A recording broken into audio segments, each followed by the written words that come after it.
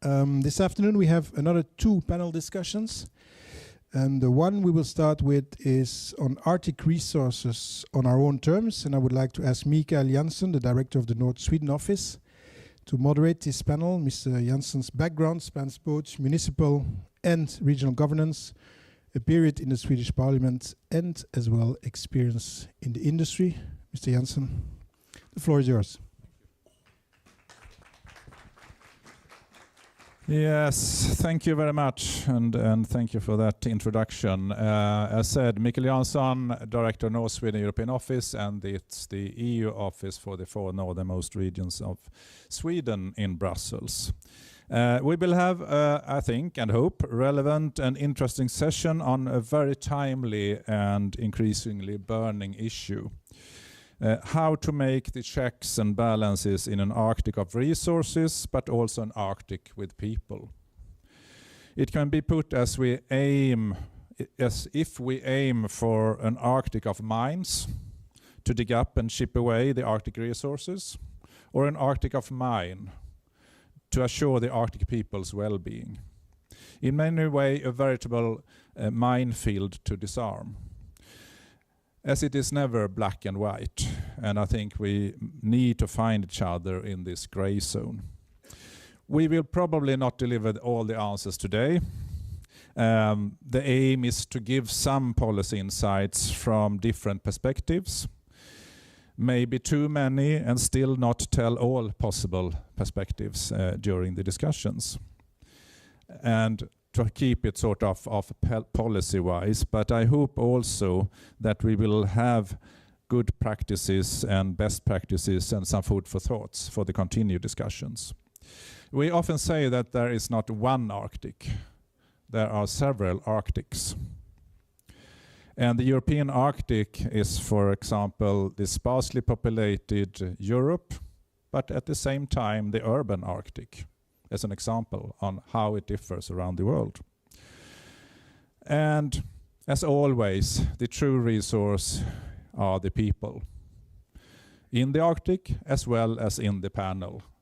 So I'm very happy to have a very distinguished set of representatives to talk with during this coming hour, a bit more than an hour. And I often put it as that the northern regions, in our regions, the local often gets, or very quick gets global, and the global very quick get local. That is why, not least, it's so interesting to work in Brussels for a regional office, to be really in the core in between this very local and this very global happenings and what happens around in the world. And we will now have a mix of local perspective, regional perspective, and national perspectives from different parts of the Arctic. And the aim is, as said, not to cover everything, but to give some insights for the continued discussion. And I'm very happy that we also have strategic policy perspectives, both from the European Policy Center and from the OECD. So now let's move to the first intervention.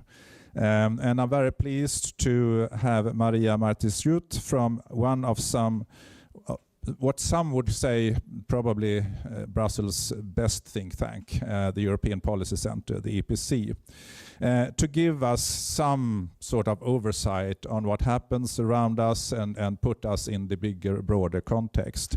And Maria is working on a project on Northern and Arctic in the EPC and can tell more about that, but it really fits into the discussion today, I would say. So please, the floor is yours.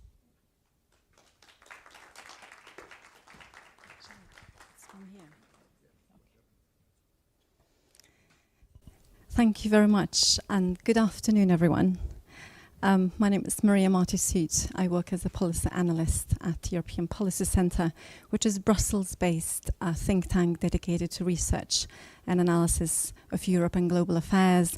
And in that setting, we do have a project called Northern Europe Platform, which is dedicated to amplifying the interests, the voices and concerns of the Arctic, Nordic and Baltic region in Brussels and wider Europe. I'm thrilled to be here today, and thank you very much for the invitation. I wish to start by saying that Arctic has always carried geopolitical significance. This is due to its unique geographical position, the wealth of vast natural resources, and one of true wildernesses of the planet Earth with breathtaking beauty. Arctic is also a home to flora and fauna, as well as diverse societies and indigenous peoples who have inhabited the Arctic for thousands of years. However, tensions are rising faster than our people and policies can keep up. Today, the Arctic is on the front lines of global competition between the United States, China, and Russia, all of whom are determined to extend their economic and military interests to profit from the region. The climate change and rapidly melting ice is fueling these tensions due to greater accessibility. The Arctic is also high on the agenda of the EU and NATO, as well as some non-Arctic European countries such as Germany, the Netherlands, Belgium, and others. But therein lies the dilemma.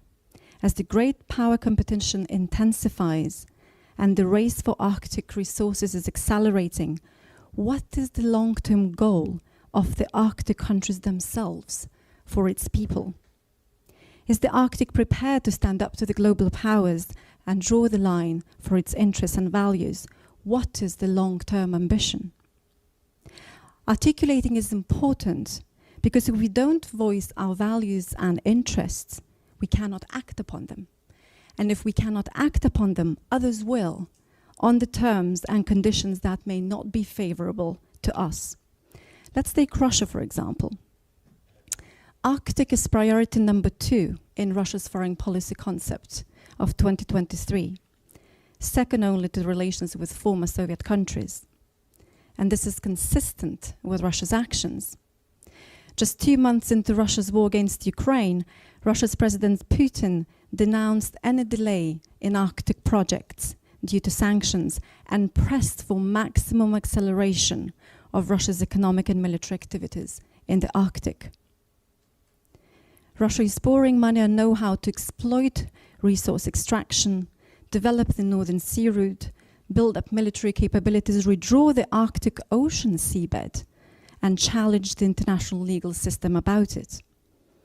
Russia is also conducting hybrid warfare with GPS jamming and spoofing, intelligence gathering, infrastructure sabotage, putting the Arctic at the center of Russia's geopolitical confrontation with the wider West. And Moscow is not alone. Russia is assisted by China along the economic, diplomatic, and military dimensions. Meanwhile, the US seeks to partner with Russia in false hope to break it away from China. All of this is further exacerbated by the US aspiration to take on Canada and Greenland one way or another, as they say. All this makes Arctic vulnerable and puts immense pressure on the national, regional, and local communities. It also makes the EU vulnerable in the face of EU's rush for economic, technological, and military independence from the US, China, Russia, and others. So as the status quo is shifting, what is the Arctic prepared to do about it? As a front line in this global competition, the Arctic countries, much like the wider Nordic, Baltic, and bigger Europe, share the responsibility to stand up for the values and interests that we hold dear.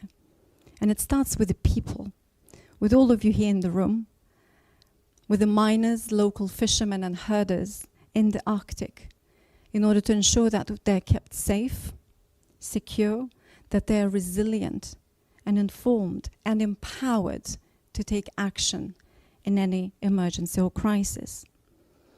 The other dimension is economic security, which safeguards the mines and the resources, ensuring competitive and sustainable development of the Arctic.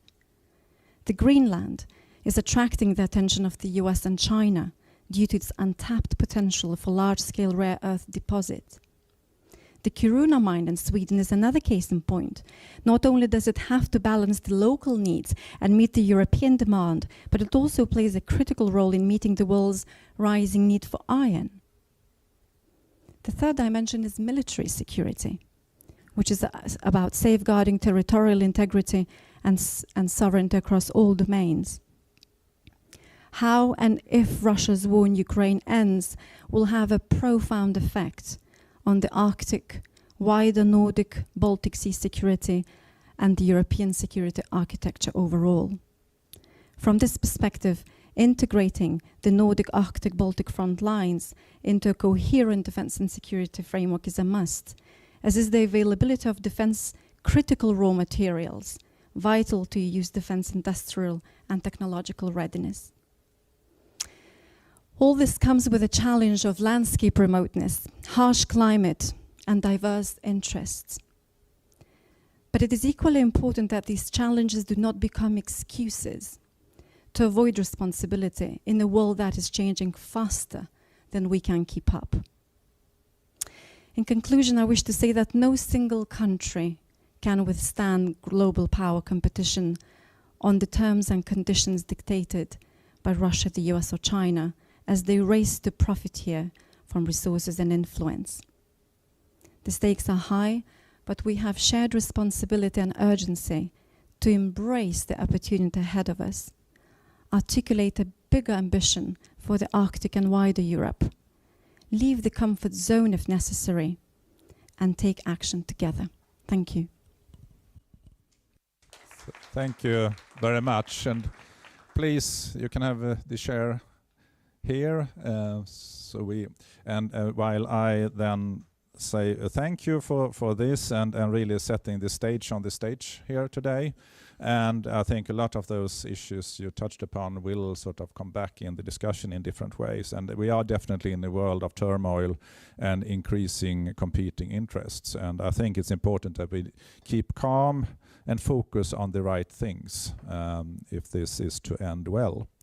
And it's a pleasure for me to now invite Ambassador Kenneth Hög, Chair for the Seniors Official in the Arctic Council of the Kingdom of Denmark, coming from Greenland and was introduced yesterday also, so you all know you. And please, it's an honor to have you here and sort of deliver your takes on this issue and what we see, sort of the run for the resources as well as we have people in the region. So please, some words from your position and perspective.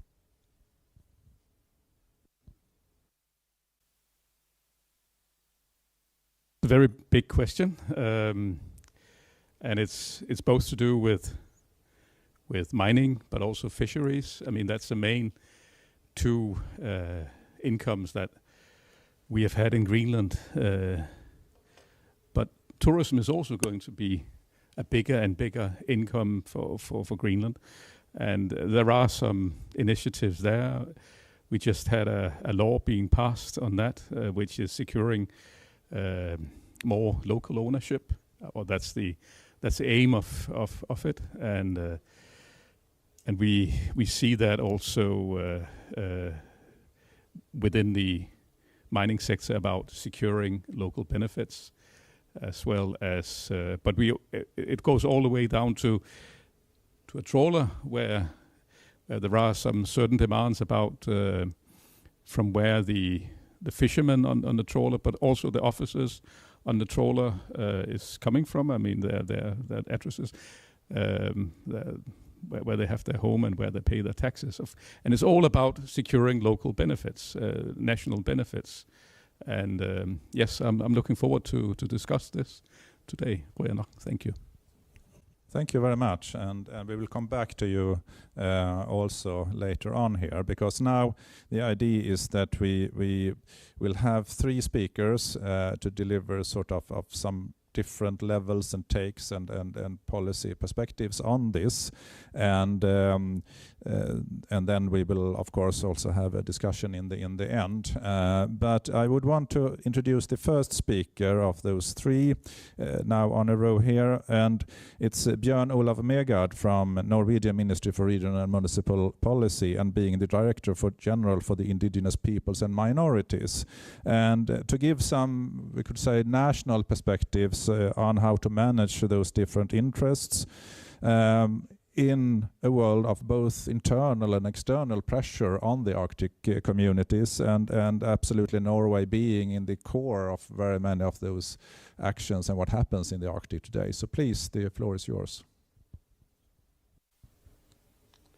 Thank you. Thank you very much for the invitation and this opportunity. I will pick up on what's the most important thing I heard from Mariam Martisjut in the start of this panel. The Arctic is not just a wilderness, it's somewhere where people live, sparsely populated, but indeed populated. This was something I experienced as a young grad student of social sciences when I lived in northern Norway, and through my 27 years in the department I now lead. And I think it's also quite important, after having heard the interventions in discussions on energy, that the people who there are certain power imbalances. People live there, and some people have more power than others. And as a civil servant, it's not my job to defend any policy, but maybe to explain a few things from what we actually do. And I have to say, the last 20 years, we have in our ministry the responsibility to guide and help implement rules and legislation on consultations with the Sami right holders and with the Sami parliament. And that comes with an obligation on the state or on the municipality or on whoever has power to make a good faith effort to try to reach agreement or consent. And one of the things we spend most time on in our invisible department, we try to help make sure, how do you do that with good faith? To recognize that the people opposite have very good reason to have a different point of view. And on the final answer to the question on the previous panel, it's about having respect for those who are against a new power line or a new windmill or whatever is happening. And we have a framework for having that dialogue.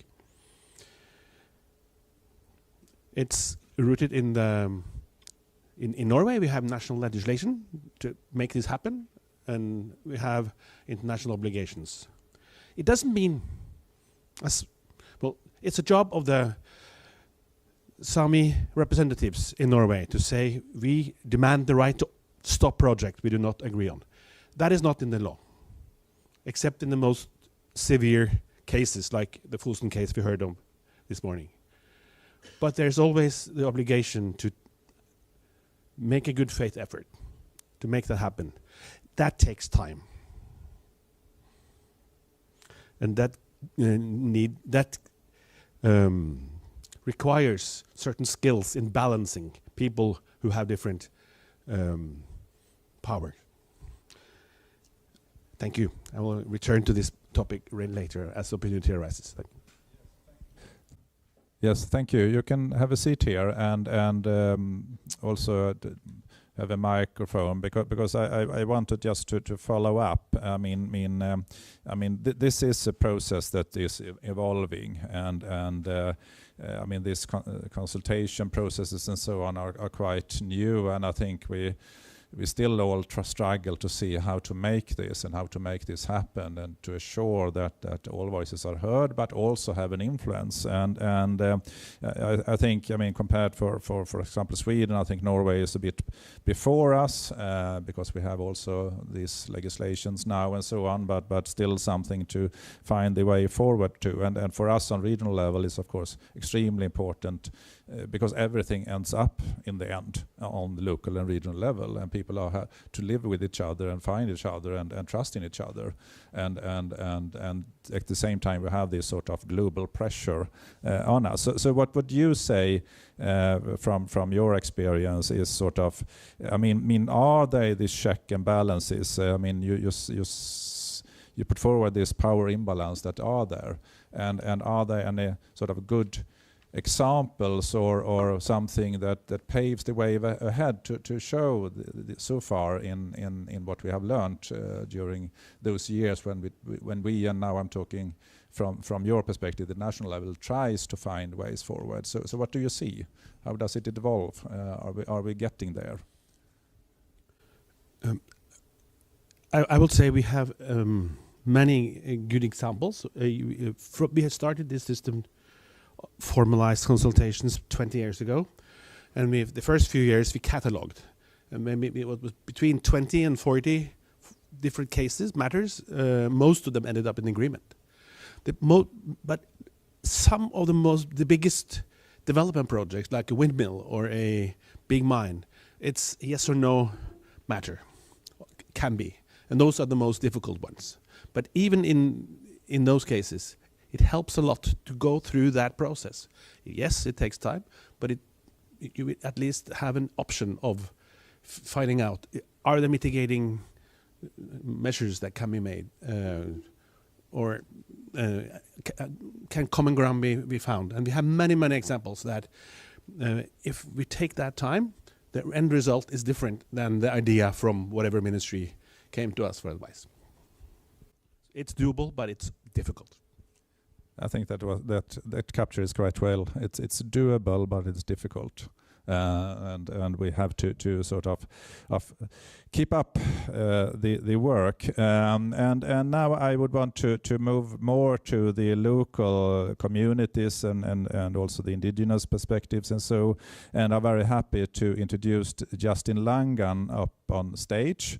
I mean, as I understand it, you are the director for Okanata in Canada, and you may say some words about that. And as I understand it, it's sort of a youth-led organization engaged in actions that aim to strengthen the voices on the ground and indigenous community and so on. So please tell your perspective and your take on this discussion and sort of the checks and balances here on the ground, so to say, from your experience.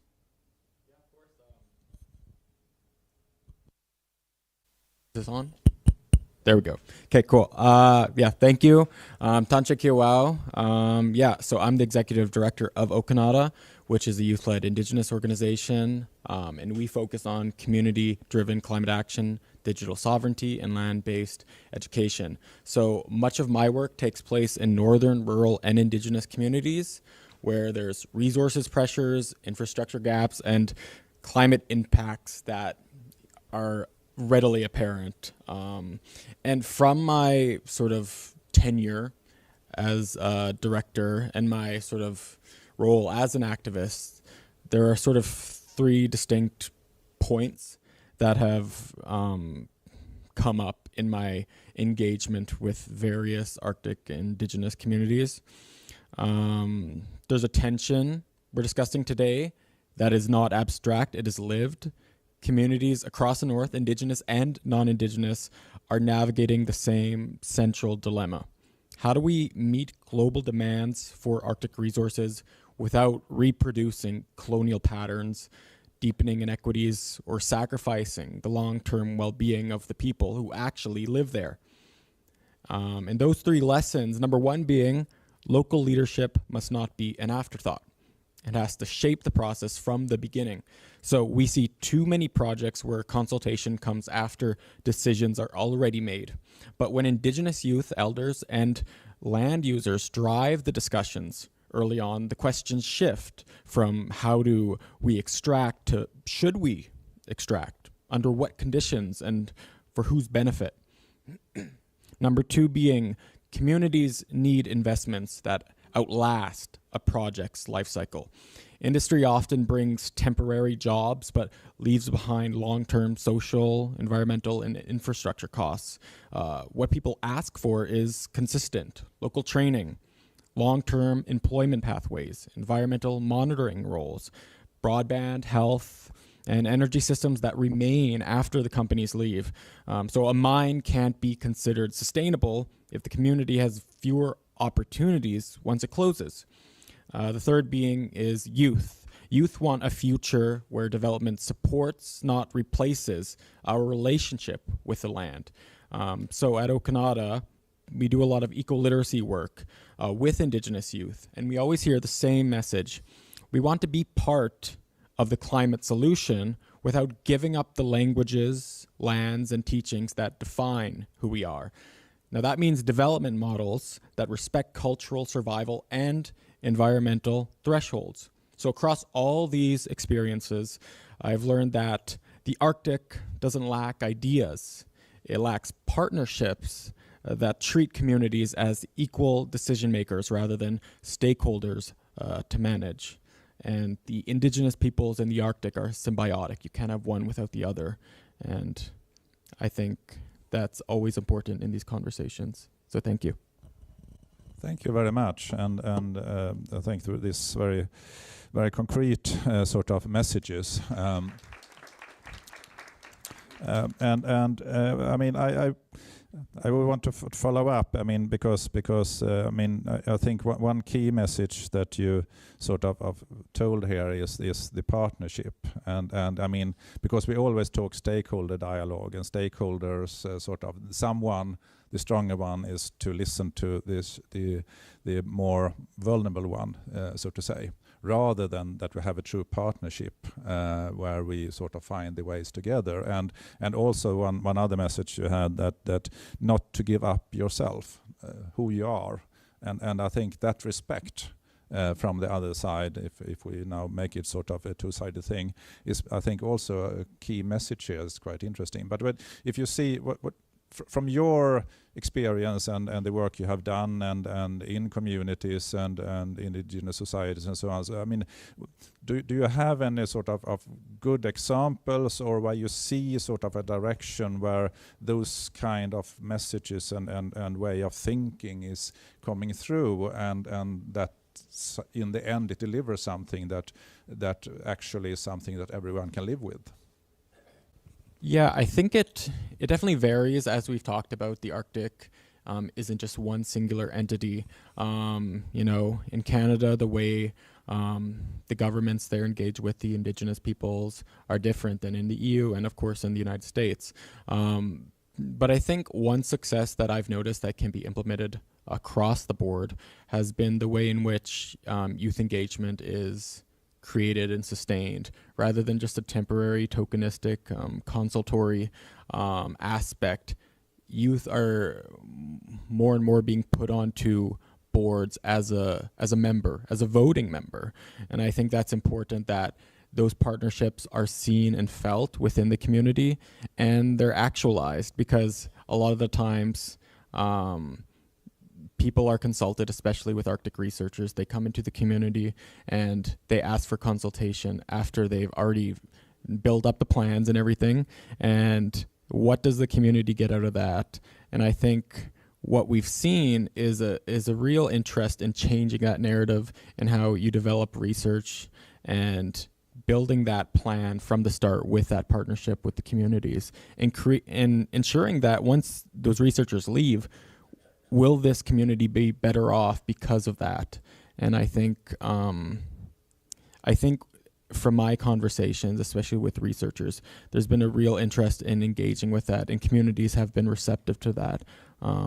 But it just depends on the intent, and intent is something that is easily seen by those communities in the Arctic, because for too long it's been extractive and exploitive.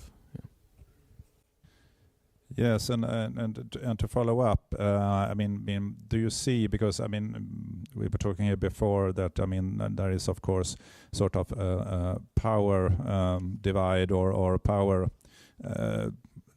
imbalance here. Do you see, I mean, from your experience, and now of course, I mean, Canada, as you say, I mean, the Arctic is differs, but something that I think is still a joint issue is the lack of capacity. I mean, even though I'm from Sweden and we work in this network in Northern Europe, but I mean, even for us, the capacity also in the small municipalities and small administrations, and of course even more in the different organizations that are for the Sami population peoples and for other population groups and so on. I mean, there is not really, you don't really have the own capacity and resources, and suddenly someone comes and asks you should answer this, you should be helping us in this, you should be taking part in these stakeholder consultations. How do you see it? I mean, from because I guess in Canada it's even more small sort of action groups and potentials and so on. How do you see that? And do you see that the sort of the power? I mean, if we take the state or even regional level, but also the companies and so on, do they take their share in assuring that this sort of divide of powers are neutralized to some extent? How do you see that? Yeah, no, that's a great point, because it's definitely something that I see myself as, rather than someone who provides solutions as an entity for myself. I see myself more as a bridge, because a lot of the times you can take the language of policy, you can take the language of bureaucrats, and especially with European Commission, European Union, trying to take all of that and put it in a way that you're not dumbing it down, but you're taking that language and ensuring that the communities understand it and feel that, you know, they are part of that conversation. So I think to get over those gaps, it seems rather obvious to build those bridges. And I think for me, it has been with civil society organizations within the community, because you already have local leadership within the communities, whether that be youth centers or friendship centers or any sort of leadership in the community that engages with young people. You already know they have a interest in the notion of new, the notion of things changing, because from my engagement with young people and those who interact with young people, they already have a essence in them that they want things to change. So I think if you engage with those in the youth sector, in civil society, they are that bridge, and that way you can connect, you know, those gaps. So I think that's what happens at the state level, whether it be the federal, provincial, or local.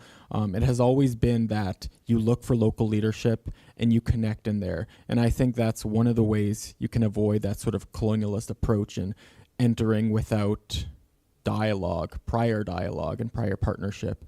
So civil society has always been the key to that, I feel like. Okay, perfect. Thank you. And we will for sure come back to some of those issues because now we move on and get more the regional perspective on this. And I invite Jonas Andersson, that you have already met this morning, from region Jämtland Härjedalen, but also chair for the network of northern sparsely populated areas, the network that gathers 14 regions in northern Sweden, eastern northern Finland, and also North Norway. So please, I mean, you already said some parts of maybe your messages this morning, but continue that and put it into this context. So please, the floor is yours. Very hard. I before I went up, I said I won't forget to put on the microphone, and then I did. So thank you very much for that introduction. I don't feel like I need to introduce the NSPA anymore. And furthermore, when I look at my remarks, which I had written for this, I can basically just say that I concur with Justin in almost everything he said, because that's the main take of it.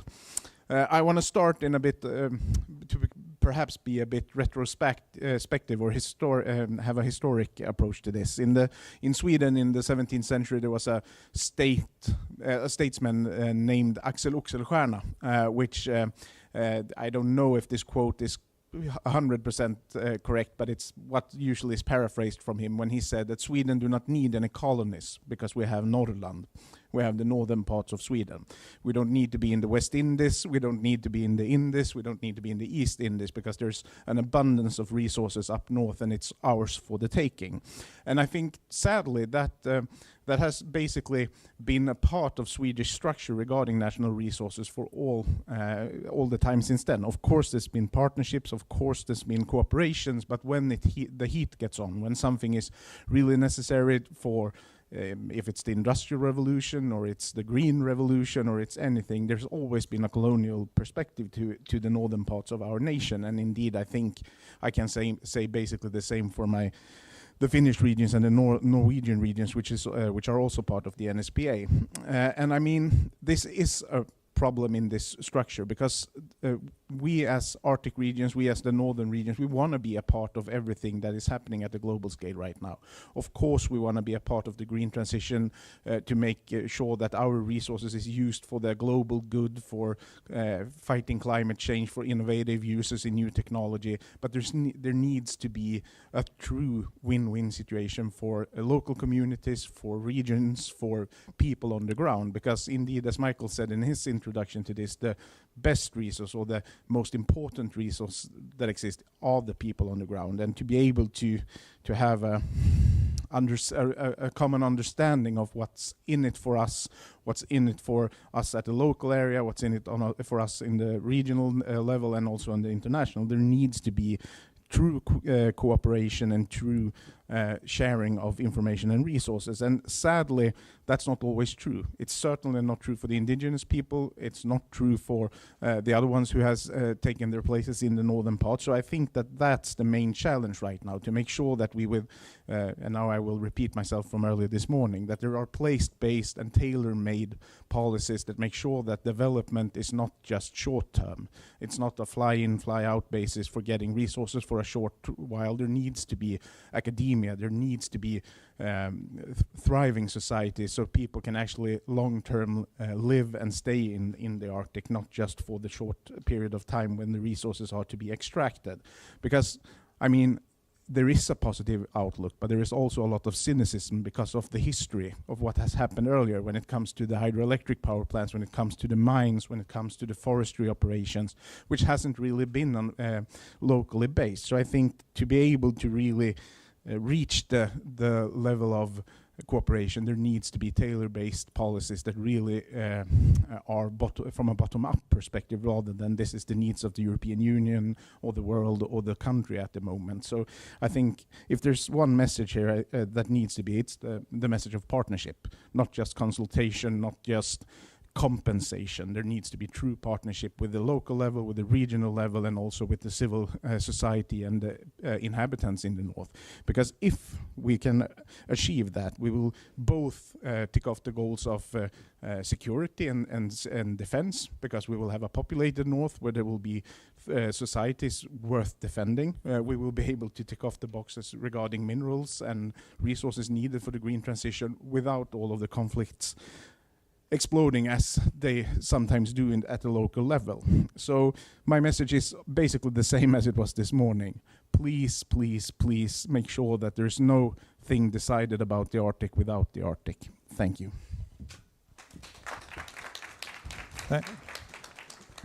Thank you very much, Jonas. And I mean, you're from if you're representing the NSPA network here today. I mean, you're from Jämtland Härjedalen region in the southern parts of the Arctic, as you said this morning, and but also a region. I mean with different. Interests and I mean we have the Sami population, we have a lot of other sort of groups, interest group tourism was mentioned here. I mean, of course we can't compare those things, but everything that sort of creates sort of a conflict towards those external pressures, and I think you're a region that very much has been into this, but also worked a lot not least with finding ways for consultations and dialogue with the Sami people. And how do you see this? What are sort of what you say is the main take if to be successful in this? Not saying that everything is a success, but still try to make something that works better. Well, thank you for that last addendum, because it would be very vain of me to say that we have succeeded, because we have not. Of course, there are still a lot of challenges. There are still lots and lots of conflict of interests regarding all of this. So I mean, it's always a work in progress. But if there's, I mean, from my perspective, there are a couple of building blocks that needs to be there to be successful. The first one, and the most important one, is trust. And trust, I mean, it needs to be gained. It needs to be, it's a chain of decisions that need to be show that there is a reason for trust between both local population and the national level, but of course, indeed, between the local and regional level and so forth. So trust is the main building block, and that's the hardest one to have. But one of the steps towards that is involvement. You need to make sure that there's true involvement, not just consultation. And I mean, I would, as I said earlier, it would be vain to say that we are successful in this, but it's something that we always try to do. And third of it needs to be, you need to not isolate each issue or topic as they come up, because that's one of the main thresholds. If you view every new investment or every new endeavor as an isolated moment, of course there will be the situation might get locked. I think you need to try to build a whole picture of what the investments can do for the local community as a whole, not as one wind power plant or one forestry operation or one mining operation, because of course then you will trip into the trap of that one being isolated. So those are the main things I think you need to achieve to be able to reach the goals. Then one more question, but I saw Björn Olaf wanted to make a comment, and I think it's fair to. I'm sorry about speaking out of order, but I think it's important that the word consultation, that is occasionally used as mere consultation, it's a very, it's used in many different meanings. And when I speak about consultations, it's a quite detailed framework for doing exactly what, so we are basically in agreement, we just use different words. Yep. Thank you. Absolutely. A very good clarification, because I don't see consultation as something bad, on the contrary, but it can't stop that. It needs to be in a chain of processes.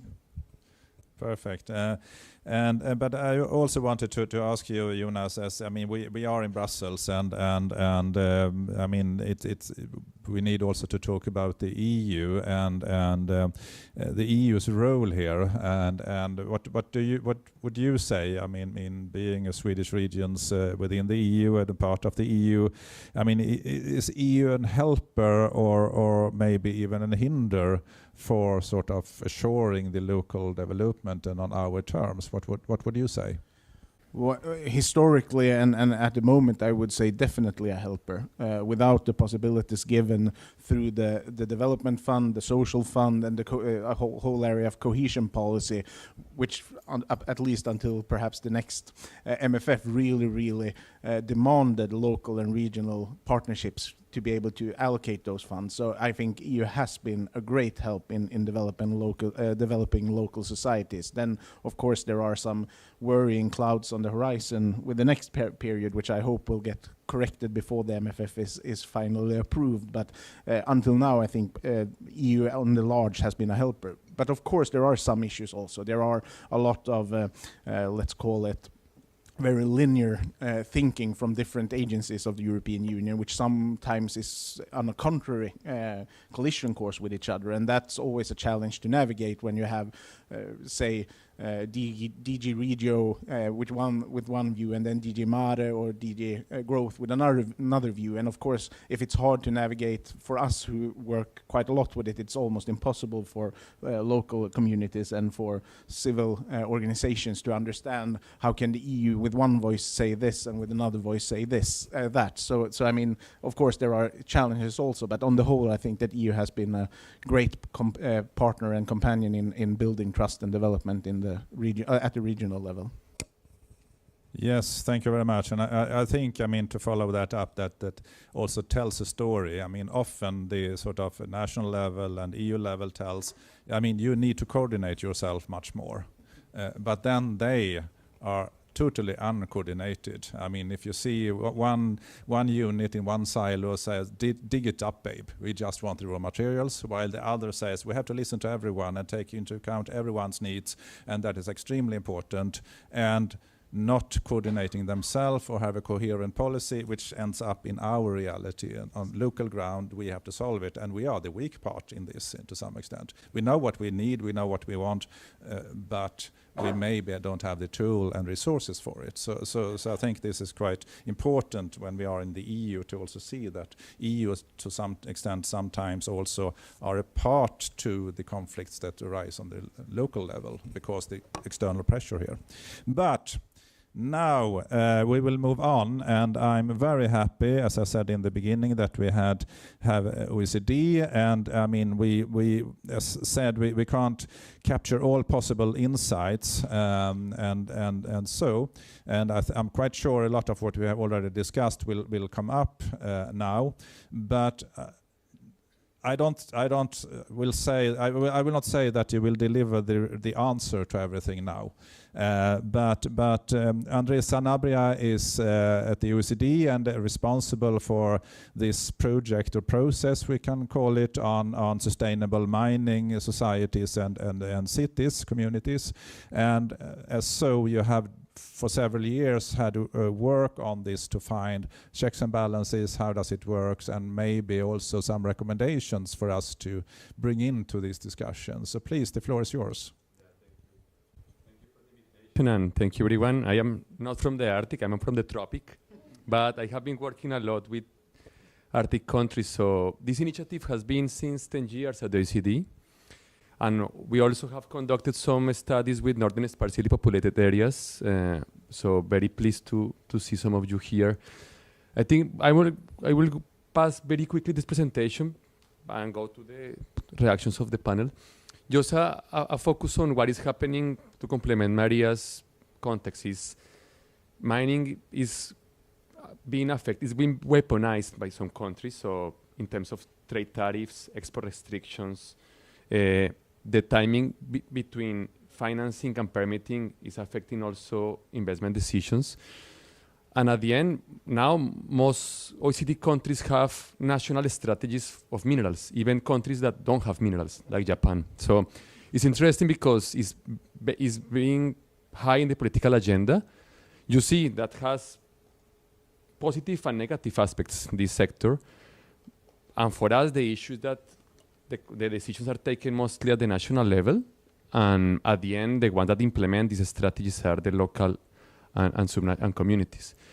I just want to show you, this is the initiative. We have been working with different regions in the Arctic, Västerbotten, Norrbotten, North Karelia. We did a review of 10 regions, including 5 in Finland, Northern Ontario in Canada, and also some regions from the South Hemisphere. I think Pilbara and Chile, they have also some commonalities in some ways.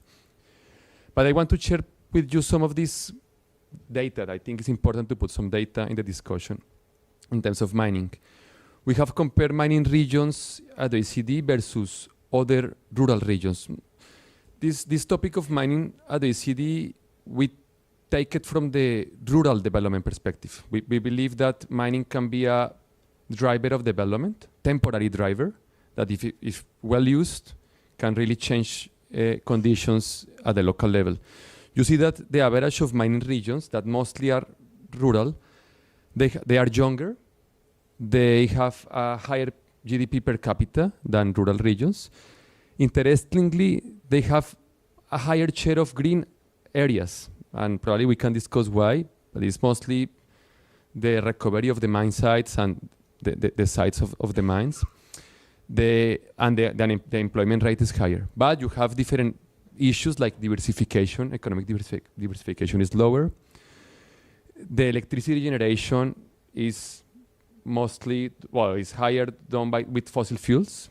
And innovation, interestingly enough, is lower. Even even if mining is an innovative sector, the headquarters take most of the innovations. I just want to show you this graph, and I just highlighted what are the population effects of mining in the municipal level. And I just want you to probably focus on Kittilä. This is the biggest gold producer in Europe. It's a Finnish municipality that also managed to merge mining with tourism, a big ski resort. And they are the ones growing in population the most in Lapland. And you have also Sotkamo in Kaino, biggest nickel producer, also biggest growth in population in the region. These are the good examples. Then you have what happened when the mining is closed. And so you have Piavari, also in Finland, in Oulu, and Asnalcollar, one example in Spain.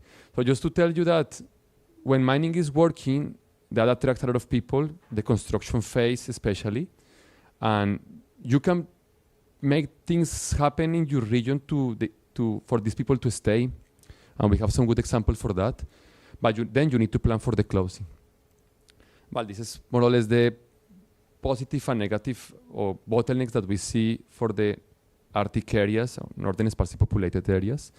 And I want just to focus probably in this is too many words, but just reflecting on the panel. And probably just 4 points I want to mention. One is local value sharing for natural resources. I think we have in this project, we have had a big discussion between benefit sharing agreements, mostly with right holders, indigenous peoples, and community benefit sharing agreements, mostly with the municipality. The indigenous benefit sharing agreements in many countries, they have advanced pretty well. Now we are talking about equity for those who want to access equity in projects. That is a way to sit on the table. For municipalities, it's lower. We have seen just special cases, Marathon in Northern Ontario, that made a contract with the mining company to have some part of the taxes of the buildings of the mining company. In Finland, the taxes that now go, one part of the taxes of mining can go to the municipalities. That is positive. But with the municipalities is not so common. The other part of that we were discussing, consent versus consultation, or what is the difference, I think, and I agree with one of the comments that we were talking. One Swedish scholar mentioned in one conference that we did is polarization is not bad in itself. The bad thing is trust. It's when you cannot sit at the table. When you have polarization, you can reach an agreement.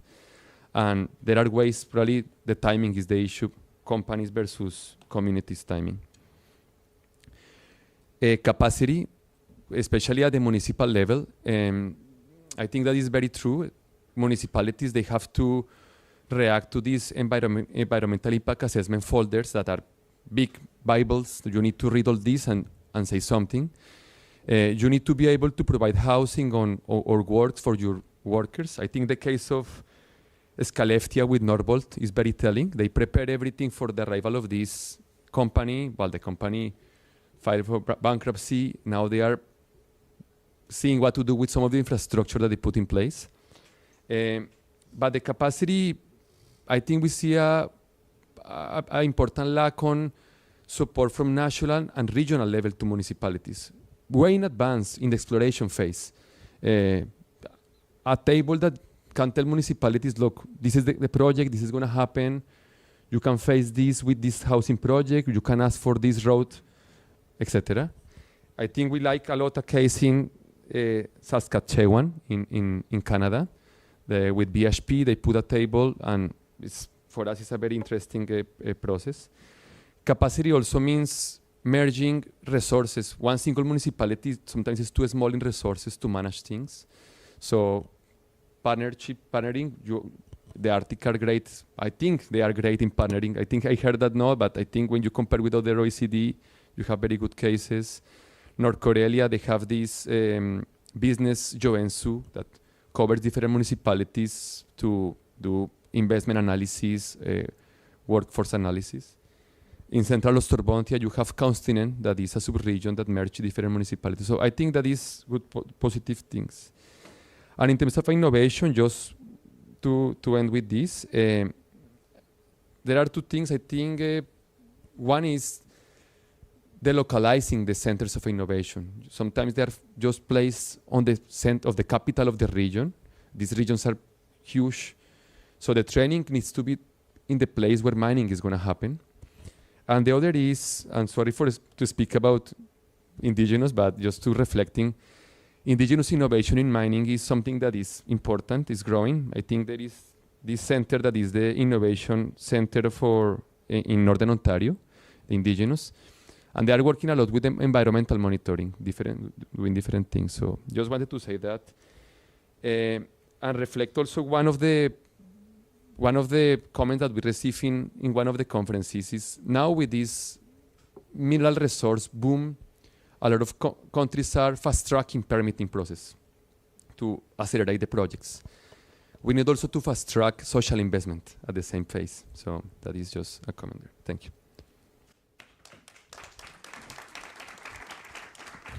Thank you very much, and we will absolutely come back to you, what you pinpoints in your presentation here, and as we can see, a lot has already been sort of covered, but I think it's quite interesting to see how to more policy-wise and strategically make use of the knowledge we have to really make this happen and possible.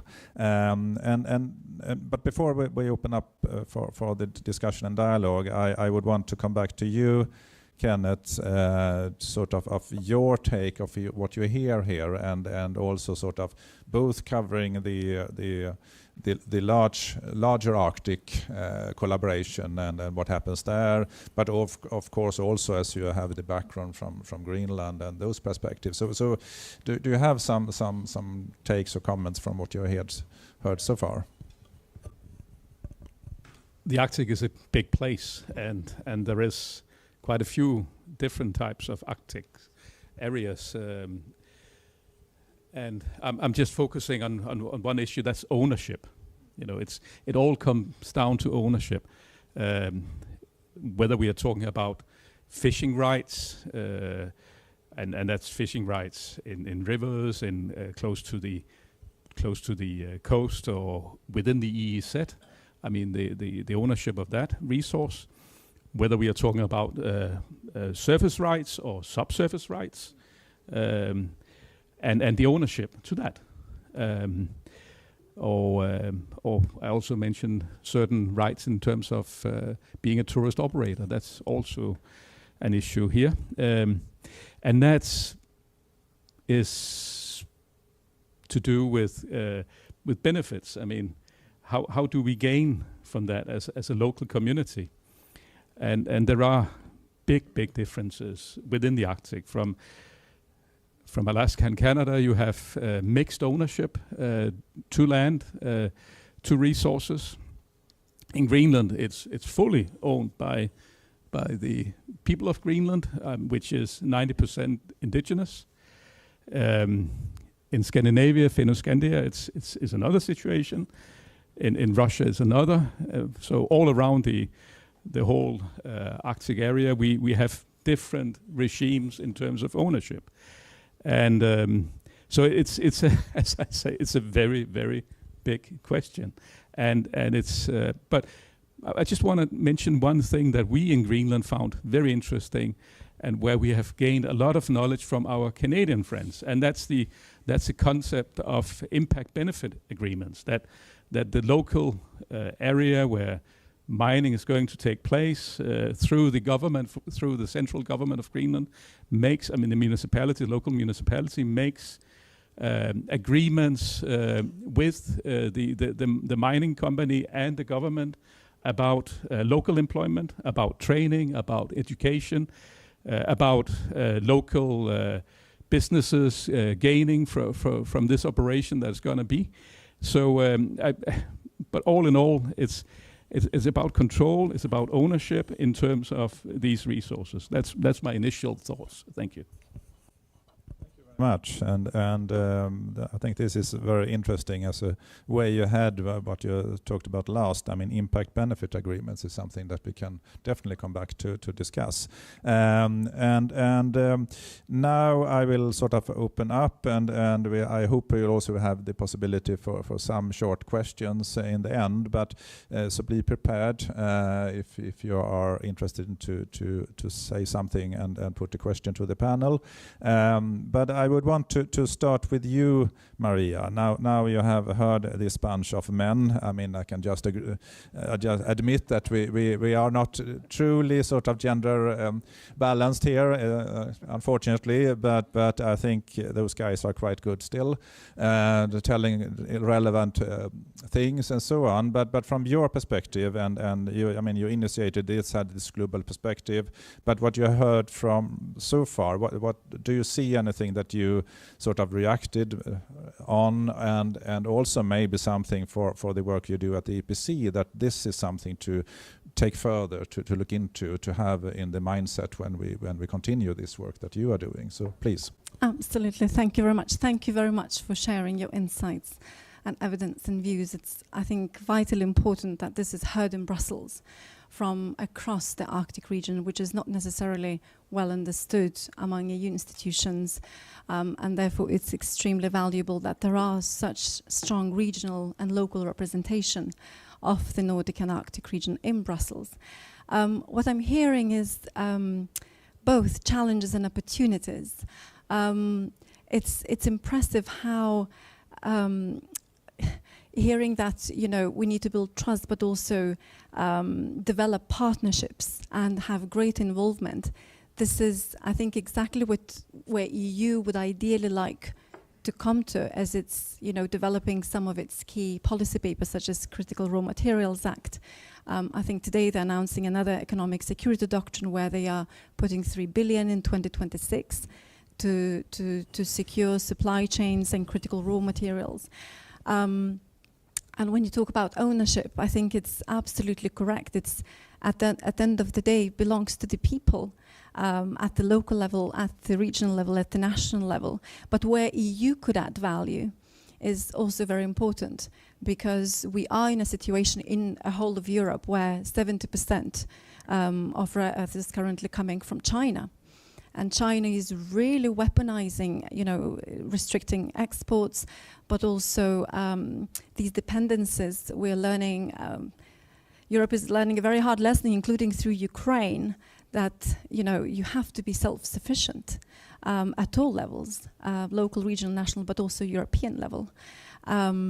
So it is absolutely critically important that there are consultations, there are involvements, and mutual decision-making, I would say, that involvement in the decision-making about these issues and representation.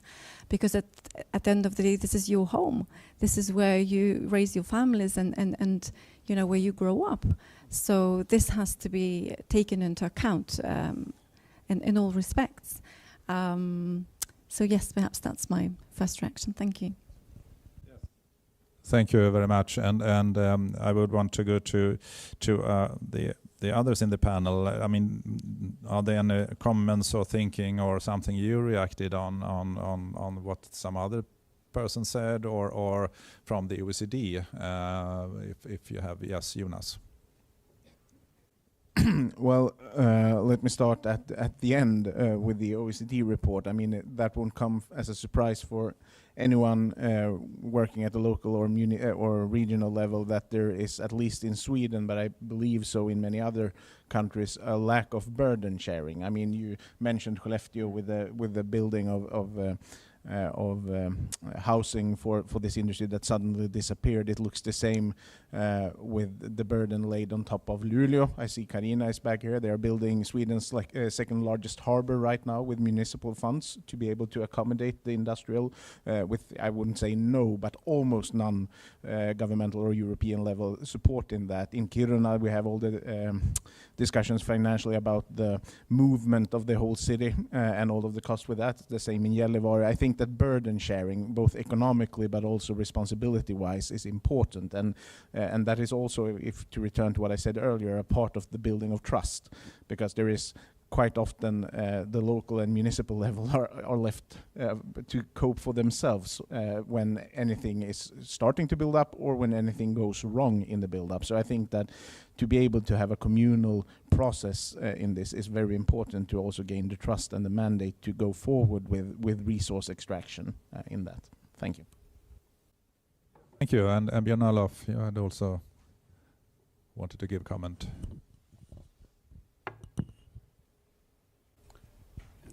Two brief points, really. One is we are striking agreement in this panel, and so maybe I'm commenting a bit back to the previous panels as well. But the trust, to build trust, it's much. You need to know why there's no trust. And it's much easier if you're a small community, or you're a Sami community, or an indigenous community anywhere, or a small municipality, to just say no, because then it's difficult. You have these big piles of documents you need to read, and you don't know whether there will be anything for you at the end. So it's quite easy to understand why people say just no to that new power grid or that new mine. And then you need to put oneself in the other shoe, and how, under what circumstances, what would I do if I were that small community who really wants to be on the mountain tending to their reindeer and not being in a office building in a meeting room with a interpreter and many documents. So that's the one thing, and the other part of that is the one. Sorry to be returning to the consultation versus consent, but consultation can mean anything, but it's a process.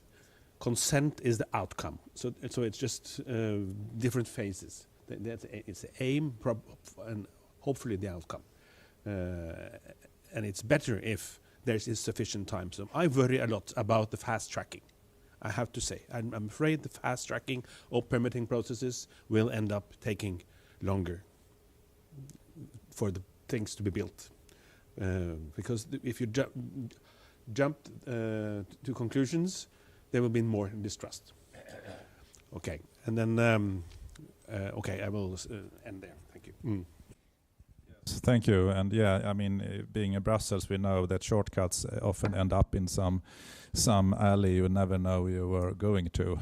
So you keep the track and try to find the way forward there. And I would want to Justin. I mean, if we now sort of see from the national level, so to say, but on the other end, even though we also have the big companies and so on, also to have in the calculation, but still, I mean, what do you see? I mean, building trust from these very small and local communities towards those bigger actors. I mean, is that possible? And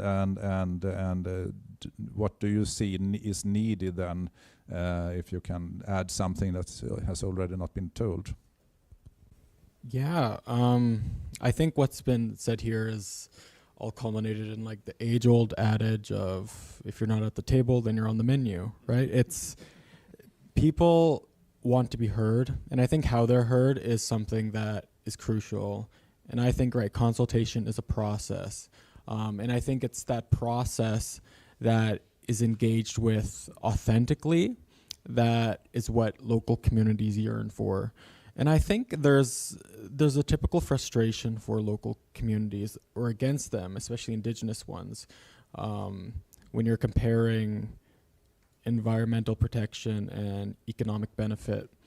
And I think when you are empathetic in the way that, you know, for indigenous people, from what I've seen, and from what I've engaged with in local communities, they're that voice for nature. They're that voice for the Arctic. You know, many people see it as an extraction point, as an area in which there are minerals that can provide new economic benefit and all that stuff.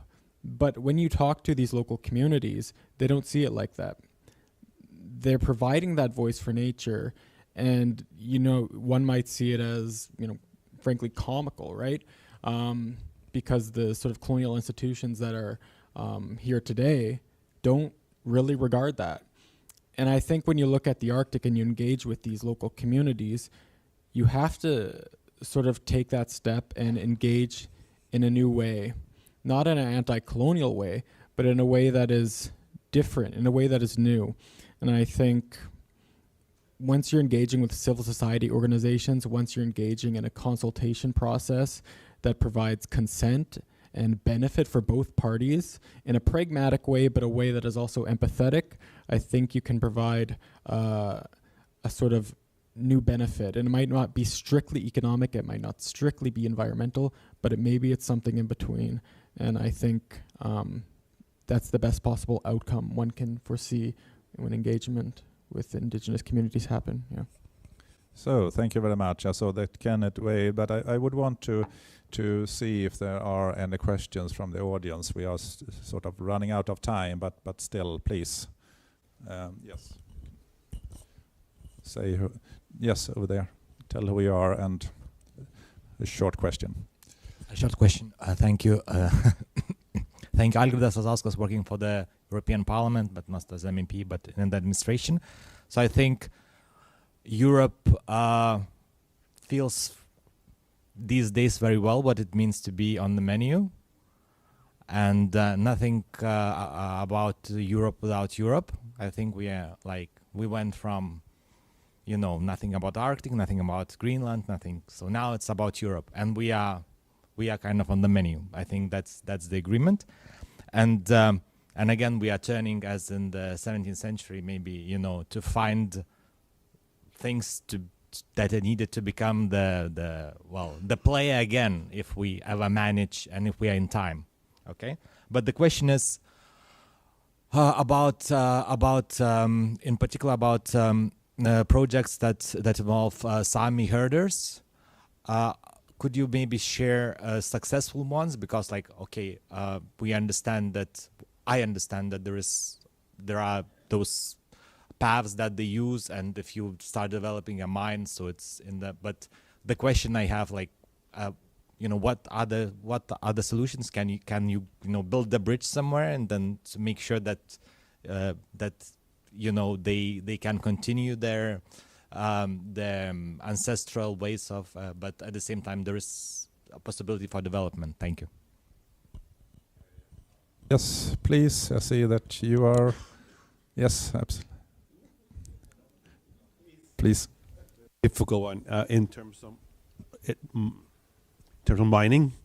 It depends on how you define success.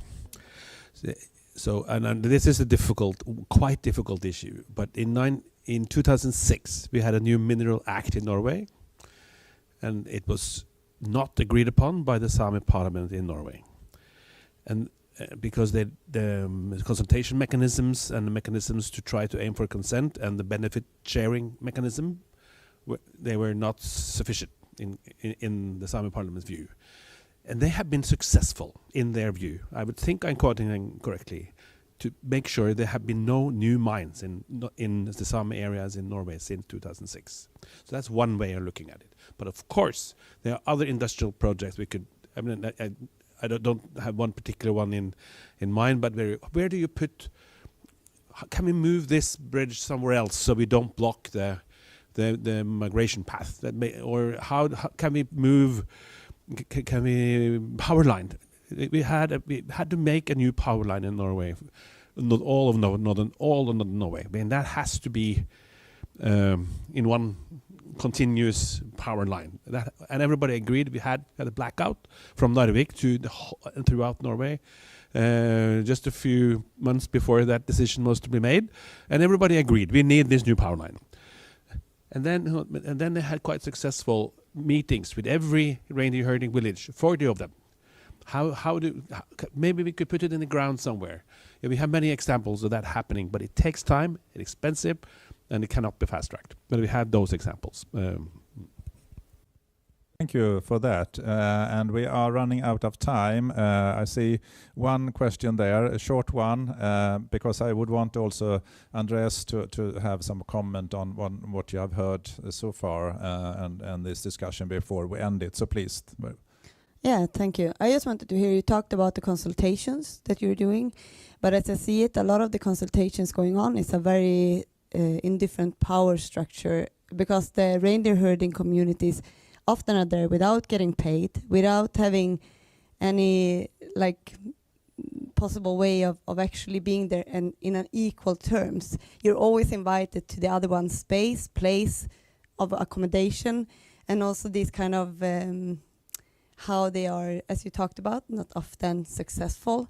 I just wanted to hear how you're actually thinking about creating more space to do these kind of consultations in a way that would benefit both parties in a better way. Because I also heard a lot of these that you're saying successful stories, also in the Sami village where I'm also based, that is actually not that successful when you start talking to the reindeer herders. So I think it would be interesting hearing how you're thinking about consultations. We also have that law in Sweden, so, but it's still not working. Do you have a short answer on that, or I think Kenneth is also prepared to say some words. Yeah, so please, short, very short. This one was addressed quite specifically to me, I think, and I agree that there is power imbalance. That was my initial point,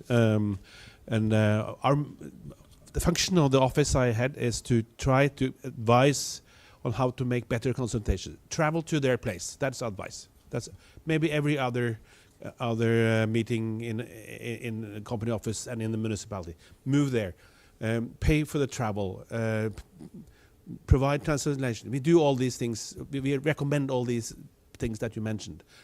I completely concede that it's not always successful, but there are better ways of doing them, and we try to encourage every authority to do better. That's a short answer. Kenneth, very short. Very short, yes. The less control, the less ownership to the resource, the less trust from the indigenous peoples or the local inhabitants in the area. That's just my conclusion. But then I just want to make one little comment. We have some toti bags that we would like to give people. They are just out here in the next door here in the dining room here. That's from the chairship. So you are welcome to take them, please. Thank you. That's a good message to end with. But before, I know that we are a couple of minutes over, but I hope it's okay just to end off. No, and yeah, I think, Andreas, it would be interesting to see your takes on this, and especially just a few comment or small comment on this that we are into discussing now. How will this benefit the communities? How do we assure that the investments is also something that goes to the community? And I think that is also part of the answer on how do you have resources to be able to, on more equal terms, be able to get into this dialogue with the actors or external pressure you see. No, perfect. No, I think that is the core of my work. So actually I come from Colombia, where ownership is known. So for indigenous, it's changing. And ownership can change, especially in indigenous cases. But I agree with you that defines the political power and the political position in the table. So I completely agree. But despite ownership, and I think that is the case of some, especially the European countries with the Samis, you can sit on the table with in other ways. There are other impact benefit agreements, other agreements that you can do. And I like a lot one case going to another continent, Antofagasta, Chile, that the governor was a indigenous person, and he decided to sit all the mining companies in the table and told them, look, you are going to put one piece of money, we are going to do a pocket of money and use this money for priorities. These priorities are going to be decided by the indigenous in the desert of Atacama.